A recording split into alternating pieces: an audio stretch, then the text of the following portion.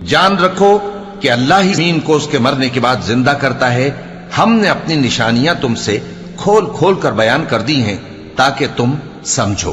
جو لوگ خیرات کرنے والے ہیں، مرد بھی اور عورتیں بھی، اور اللہ کو نیک نیتی سے قرض دیتے ہیں، ان کو کئی گنا ادا کیا جائے گا اور ان کے لیے عزت کا صلہ ہے۔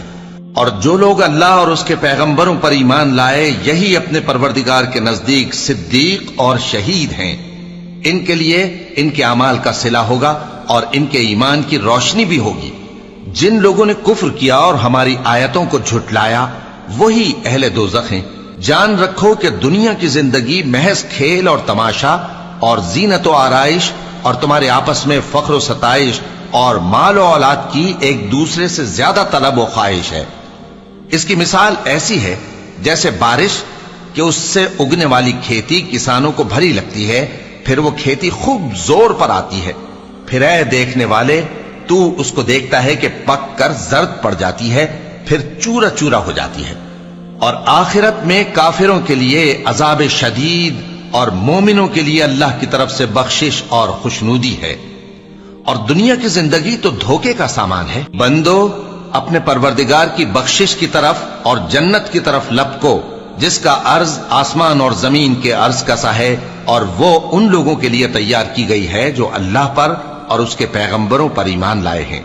یہ اللہ کا فضل ہے، جسے چاہے عطا فرمائے، اور اللہ بڑے فضل کا مالک ہے۔ کوئی مصیبت زمین میں اور خود تم پر نہیں پڑتی مگر پیشتر اس کے کہ ہم اس کو پیدا کریں، ایک کتاب میں لکھی ہوئی ہوتی ہے، اور یہ کام اللہ کو آسان ہے۔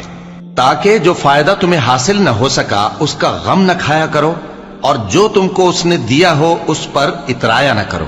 اور اللہ کسی اترانے اور شیخی بگاڑنے والے کو دوست نہیں رکھتا، جو خود بھی بخل کریں اور لوگوں کو بھی بخل سکھائیں۔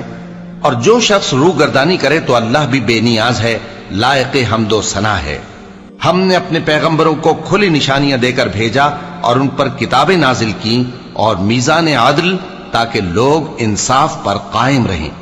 اور لوہا پیدا کیا کہ اس میں اسلحہ جنگ کے لحاظ سے زور بھی بہت ہے اور لوگوں کے لیے فائدے بھی ہیں، اور اس لیے کہ جو لوگ بن دیکھے اللہ اور اس کے پیغمبروں کی مدد کرتے ہیں، اللہ ان کو معلوم کرے۔ بے شک اللہ زور آور ہے، غالب ہے۔ اور ہم نے نوح اور ابراہیم کو پیغمبر بنا کر بھیجا، اور ان کی اولاد میں پیغمبری اور کتاب کے سلسلے کو وقتاً فوقتاً جاری رکھا۔